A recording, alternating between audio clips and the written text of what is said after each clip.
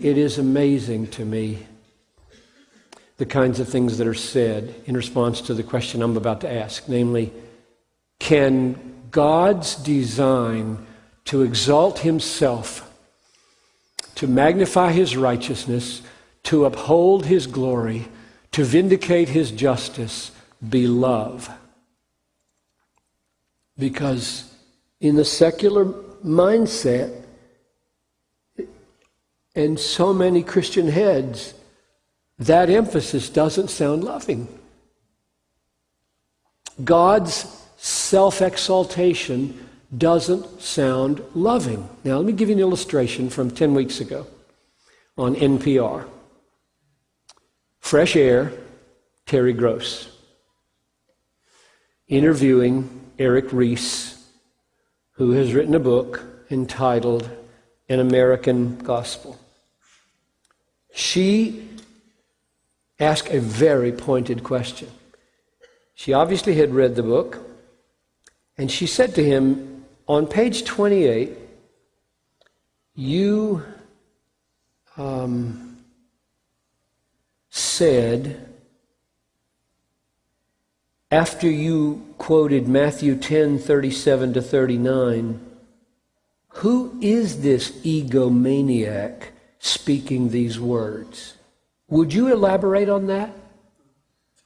Referring to Jesus. Now let me read you those words, and you will see that his statement is not surprising. We read it and we just don't hear it the way it sounds to people who aren't religiously enculturated. All right, here's what Jesus said in Matthew 10:37. Whoever loves father or mother more than me is not worthy of me. And whoever loves son or daughter more than me is not worthy of me. And whoever does not take up his cross and follow me is not worthy of me. Whoever finds his life will lose it, and whoever loses his life for my sake will find it. I mean, what else would a person say? That's an egomaniac talking. Love me more than your mom. Love me more than your family. Love me more than your work. Love me. Value me. You're not worthy of me unless. Me.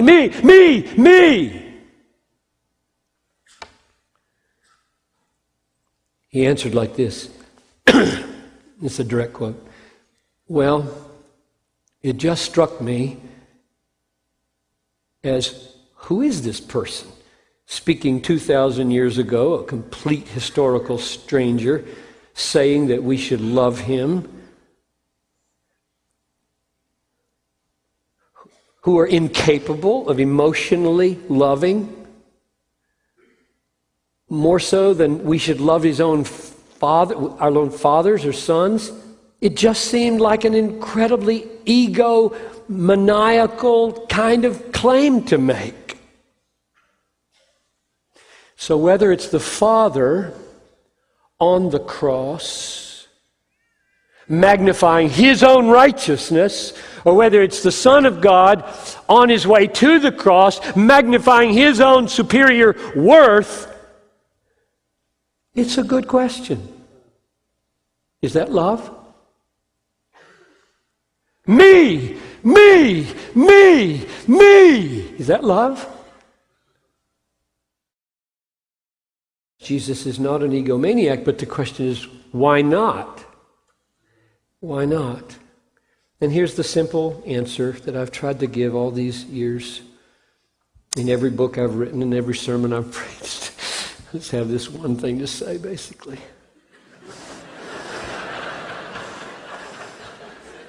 So I could just leave tonight and somebody else could speak tomorrow.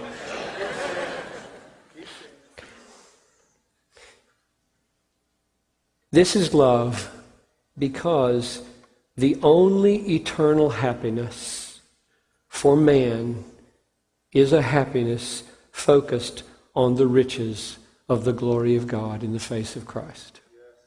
The only eternal happiness for man, eternal and full happiness of man, is a happiness focused on the glory of God in the face of Christ. Therefore, in order for God to take me there to my fullest and eternal happiness, He must uphold and preserve what will make me happy, namely His glory. That's it.